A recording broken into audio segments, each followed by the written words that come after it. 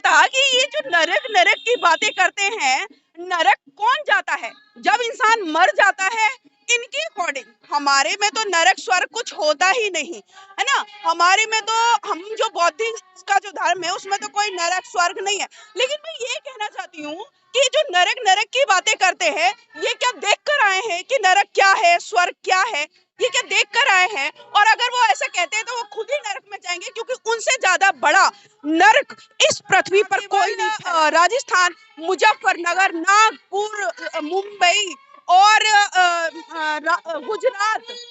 गुजरात, सहारनपुर, मेरठ, लखनऊ, ये सारे में बाबा साहेब की 22 प्रतिज्ञाओं का प्रचार हो रहा है। और बाबा साहेब की 22 प्रतिज्ञाओं को जो छुपाकर अब तक रखा था लोगों ने, जिनके बारे में नॉलेज नहीं थी, आज बाबा साहेब की 22 प्रतिज्ञाओं का पता चल गया।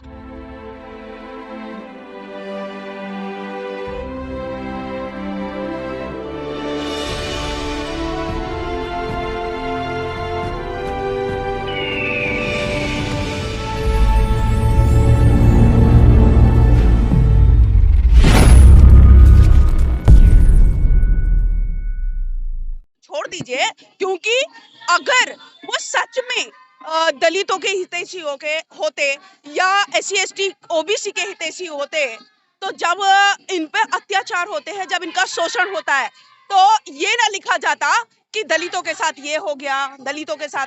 उस टाइम पे हिंदू धर्म कहाँ चला जाता है, मुझे ये समझ में नहीं आता। तो ये सिर्फ जो दिखावा चल रहा है वो एक राजनीतिक फंडा है, वोट लेने का एक जरिया है।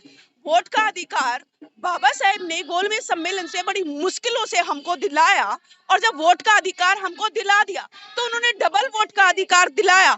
और ये लोग जो मनुवादी लोग हैं, यहाँ तक कि गांधी, नेहरू, पटेल, ये सारे के सारे इन्होंने अनशन किया और अनशन करके हमारा डबल वोट का अधिकार छीन लिया। अदरवाइज हम बहुत पहले, यानी कि बाबा साहेब अंबेडकर जी हमको बहुत पहले इस देश का शासक बनाकर चले गए होते, लेकिन इन्होंने जालसाजी से करके हमारा डबल वोट का अधिकार छीन कर आरक्षण के नाम पर कुछ चीज दे दिया। और उसी आरक्षण पे ये लोग उंगलियां उठाते हैं, कहते हैं कि आरक्षण है इनके पास, हमें नहीं चाहिए आरक्षण, हमें हमारा डबल वोट का अधिकार दे दीजिए, आप अपने आरक्षण को संभालिए, हमको नहीं चाहिए ये आरक्षण।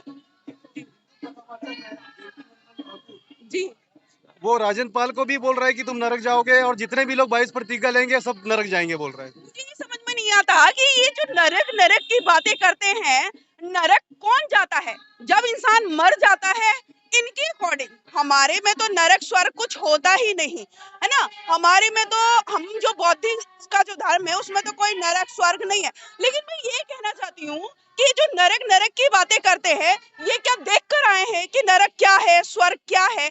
ये क्या देख कर आए हैं? और अगर वो ऐसा कहते हैं तो वो खुद ही नरक में जाएंगे, क्योंकि उनसे ज्यादा बड़ा नरक इस पृथ्वी पर कोई नहीं फैला रहा। जो भी जितने भी ये बाबा है, जितने भी ये कथावाचक है, सबसे ज्यादा अगर नरक कोई फैला रहा है इस धरती पर, तो यही लोग हैं। और इन्हीं लोगों को मैं कहती हूँ, इन लोगों को बिल्कुल बंद कर देना चाहिए, इनके धंधे को बिल्कुल बंद कर देना चाहिए। और ये जो ना केवल महिलाओं का, क्योंकि मैक्सिमम आपने देखा होगा इनकी जगहों पर महिलाएं होंगी, और महिलाओं का ना केवल ये आर्थिक रूप से शोषण कर रहे हैं, बल्कि ये शारीरिक रूप से भी महिलाओं का शोषण कर रहे हैं। जाते क्यों? इनके जो हॉल बहुत भरा रहता है और काफी पैसा भी देते हैं इन लोगों को। एक्चुअली क्या है कि इन लोगों को नॉलेज नहीं है, इन लोगों को ज्ञान नहीं है। और इस देश में क्योंकि अंधविश्वास पाखंड तो फैल ही रहा है, लेकिन गरीबी और बेरोजगारी ये बहुत बड़ी समस्या है। और जब उनको लगता है कि शायद इन लोगों के पास जाने से ही हमारा भला हो जाएगा, हमारे बच्चों की नौकरी लग जाए, इस वाली बात को सोचकर, और उनको नॉलेज नहीं, उनको ज्ञान नहीं है, इसलिए वो बेचारे अपने पास जितना उनके पास ऑलरेडी धन है थोड़ा बहुत, वो भी उन कथावाचकों को, उन बाबाओं को दे आते हैं नॉलेज ना होने के बाद। क्योंकि देखिए इस देश में आपने देखा होगा कि मैक्सिमम लोग इस आज के दौर में अगर देखा जाए तो GDP कितनी डाउन हो चुकी है ना, बेरोजगारी फैल चुकी है, सरकारी ऑर्गेनाइजेशन को सबको प्राइवेट कर दिया गया है। तो ये सारी चीजें, भूखमरी, मतलब मैं कह सकती हूँ कि रेशियो के अगर देखा जाए तो 20 करोड़ से भी ज्यादा लोग जो है भूखे सोते हैं, जिनको अब उनको लगता है कि शायद हमारा इन कथावाचकों की वजह से या कुछ उपाय करके हमारा भला हो जाएगा, इसलिए वो बेचारे भोले भाले लोग इनकी बातों में आ जाते हैं और अपने पास का धन भी इनको दे आते हैं।